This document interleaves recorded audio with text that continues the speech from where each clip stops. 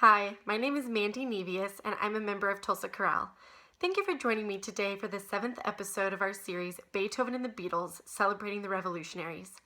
Today we'll begin by taking a close look at Beethoven's Mass in C, and then later we'll transition into a brief analysis of the Beatles' 11th and 12th studio albums. Let's begin by exploring the 6th and final movement of Beethoven's Mass in C, the Agnus Dei. Opening in C minor, the Agnus Dei is the only movement in the Mass that is set in compound meter.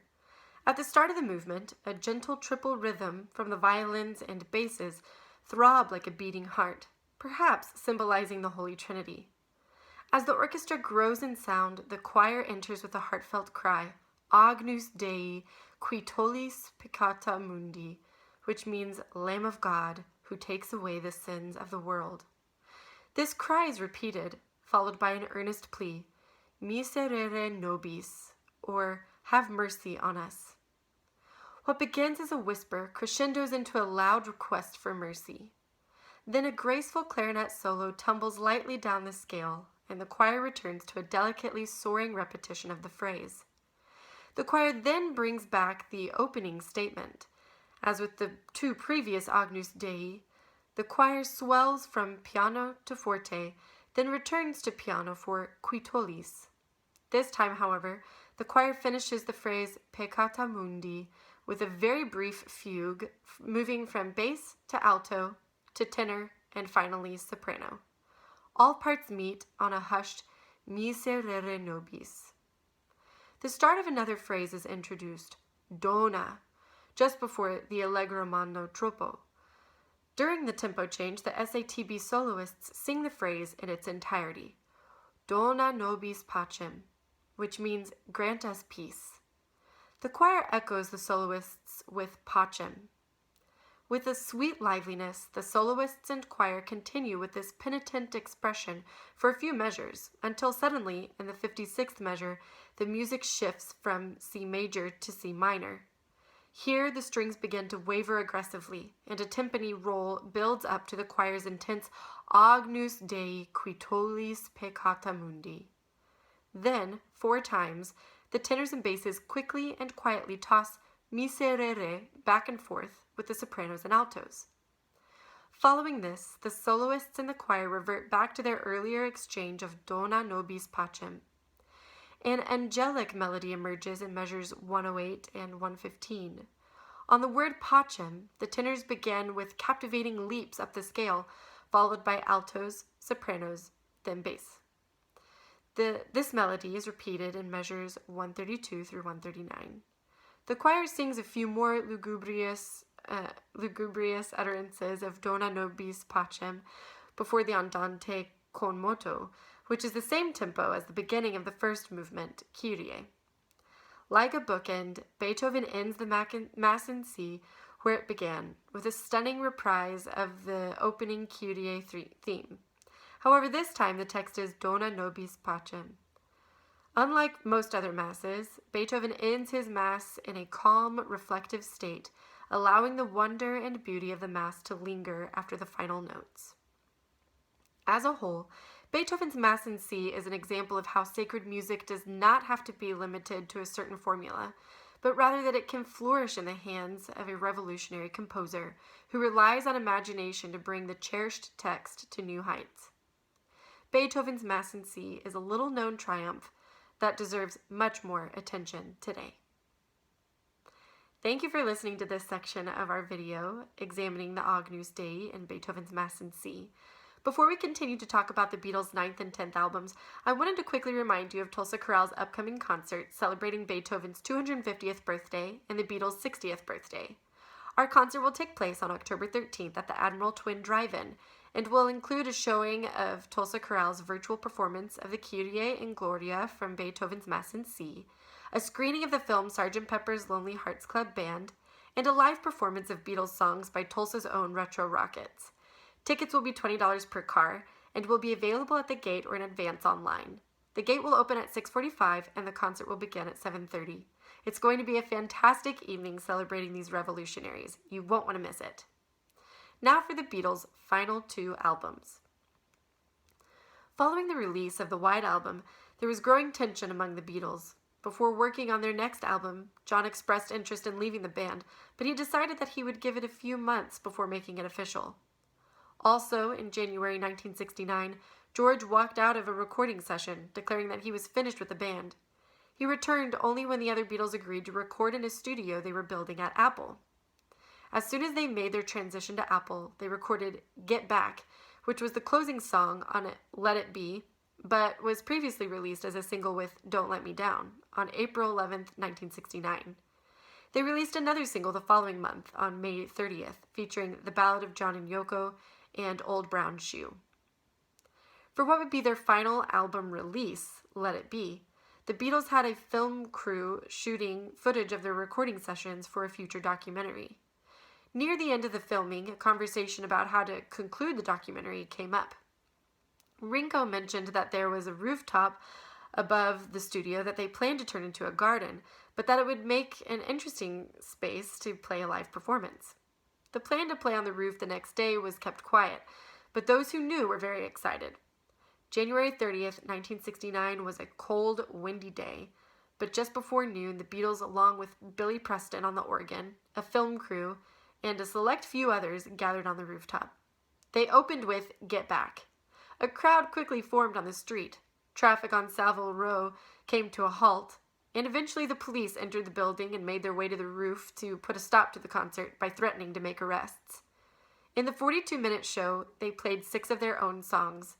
3 of the rooftop versions appear on the album: I've Got a Feeling, One After 909, and Dig a Pony, including its false start, with Ringo yelling, "Hold it," and John saying at the end, "Thank you, brothers. My hands are getting too cold to play the chords." The sheer joy and enthusiasm of these live recordings is certainly noticeable on the album. The Beatles ended their rooftop concert with a final version of Get Back. Following the song, Paul said, "Thanks, Mo," to Ringo's wife, Maureen, who was cheering, and John said, "I'd like to say thanks on behalf of the group and ourselves, and I hope we pass the audition." Both of these statements appear in the last seconds of the Let It Be album. Most of the songs on Let It Be were recorded in early 1969, before the Beatles began their work on the album Abbey Road, which was quickly recorded and released later that same year. But Let It Be became an abandoned project for an entire year until Phil Spector was eventually hired to edit and mix the original recordings, a contentious decision as it did not involve the Beatles' longtime producer George Martin. The album was finally released on May 8, 1970, just days before the premiere of the documentary film by the same name. Overall, Phil Spector did a good job with the raw material he was given, but there are a few instances in which he overproduces the Beatles' original intent, ultimately losing many of the song's subtleties. Across the Universe was firstly a simple acoustic song until Phil added an orchestra and a choir.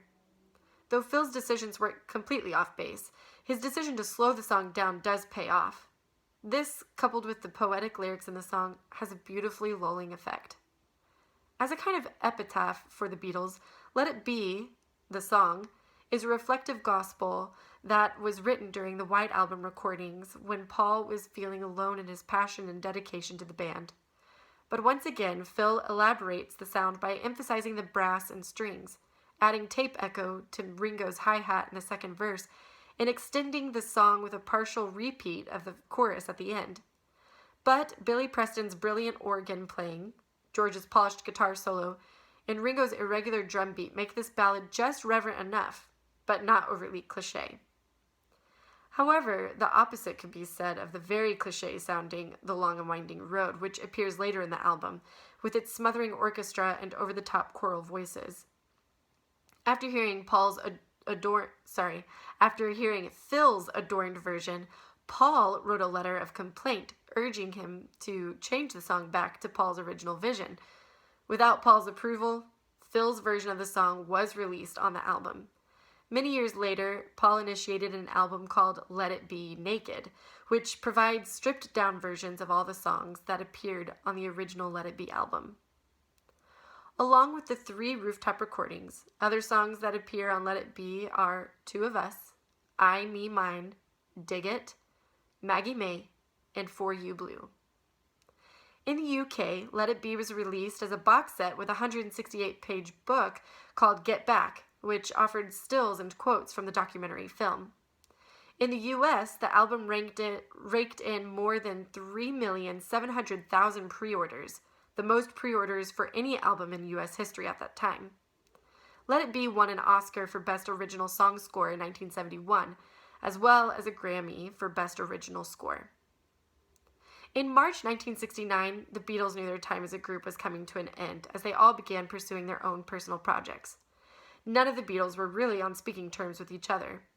Paul quietly married his girlfriend Linda Eastman and did not invite any of his bandmates to the wedding.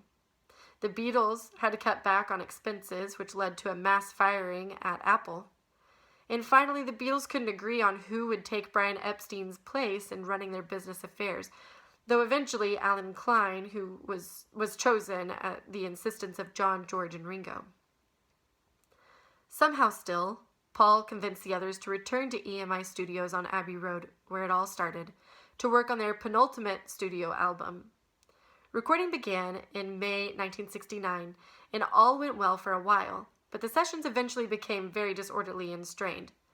Yoko once again intruded on their recording sessions, but this time, because she was pregnant and ordered by her doctor to remain in bed, she laid down on a bed that was delivered to the studio, and there was also a microphone suspended above her so she could communicate her opinions to the band. The Beatles struggled through their disagreements all summer, but the music they recorded was some of their best. Near the end of their sessions, they spontaneously decided to have the photo for the album cover taken just outside the studio. In 6 quick shots, the image was captured, and it eventually became one of the most famous album cover photographs ever taken. Even in the last album they recorded, the Beatles used new innovations for their music. Abbey Road was the first and only Beatles album that was recorded using 8-track technology. Also, George ordered one of the first Moog synthesizers to be manufactured. It arrived during their final month of recording, and they used a synthesizer on a handful of the album's songs. Abbey Road kicks off with Come Together. The opening sounds are distinct and memorable. A suppressed shook, a spooky bass jump that seems to be asking a question, and circulating drum textures. John delivers his cryptic lyrics with a sort of coolness, and the song maintains a swampy groove throughout. Also appearing on the album are 2 of George's greatest contributions to the Beatles, Something, which would become the second most covered Beatles song after Paul's Yesterday, and Here Comes the Sun, a delightful song that George wrote at Eric Clapton's home while playing hooky from business meetings at Apple.